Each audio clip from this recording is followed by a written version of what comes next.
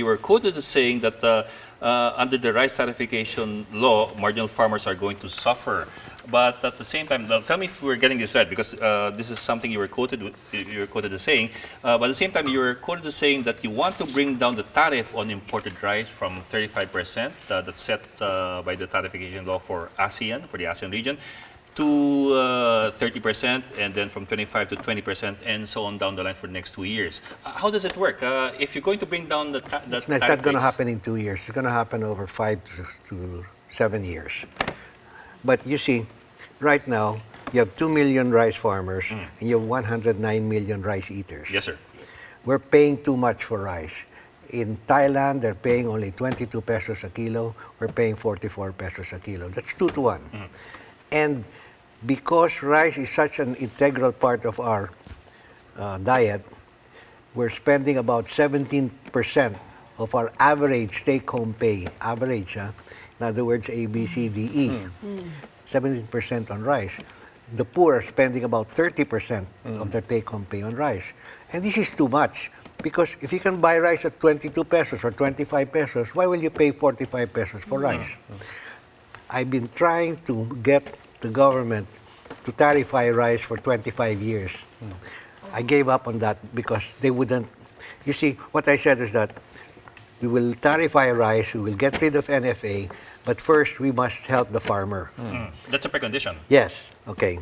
So I said, okay, put, at that time only, 5 billion pesos a year for 10 years to help the farmers, give him mechanization, give him certified seeds, give him subsidized fertilizer, then tarify it and bring down the tariff.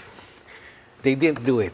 So now that we had suddenly a big pop in our price of rice, where it even went up to 100 pesos in Jolo, 70 pesos in Zamboanga, binigla nila na tarify and take away NFA. I said, okay, that's good, that's fine.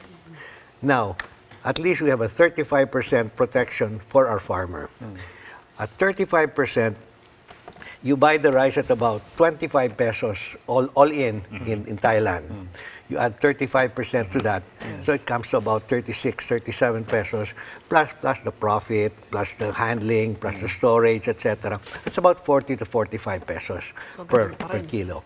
And it's just about the same thing as we are selling today. Yeah, we're selling at about 17 to 20 pesos palay. So when you translate that into rice, that's about 36, 37 pesos. So that's about there, no?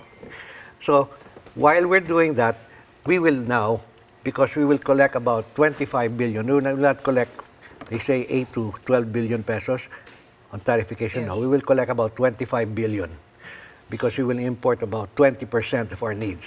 Now, 20% of our needs amounts to about 4 million tons of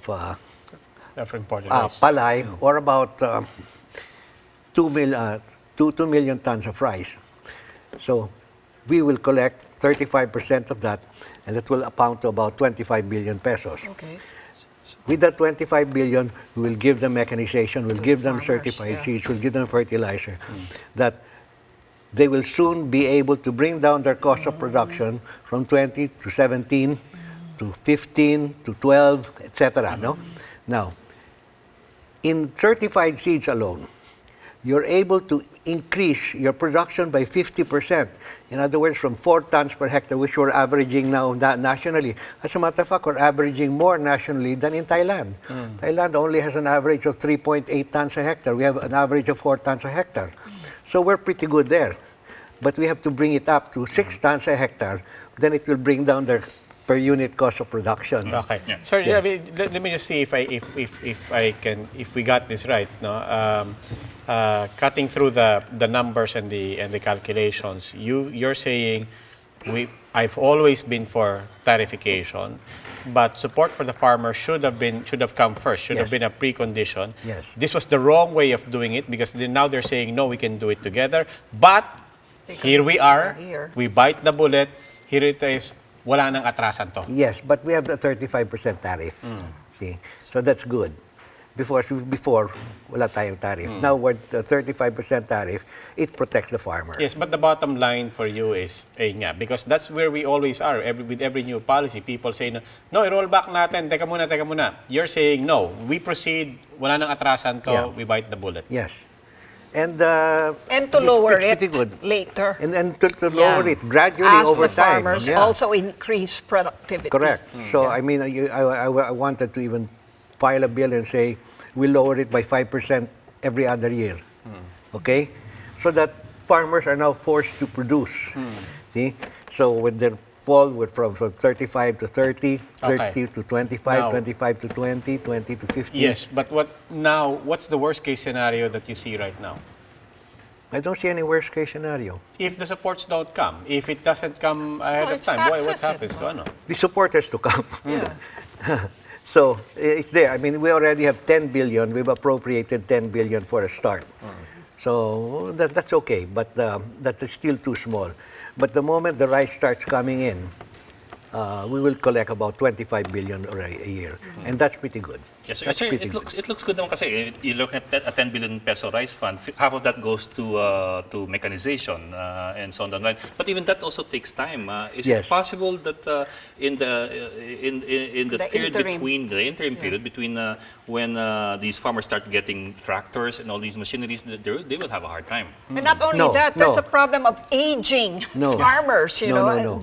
No, because the farmer now is protected. He's protected by the 35% tariff. But they don't have the Yes. money yet. No, but No, he's it still will protected come by the with the 35% tariff. So when you bring in rice, tataas talaga yung presyo mo ng rice kasi Yung it imported will be rice, 40 yeah. pesos a kilo because he's protected already with the 35% tariff. You bring the tariff down, he becomes less protected. Okay. Yeah. But while the farmer is protected, he's okay. Yeah.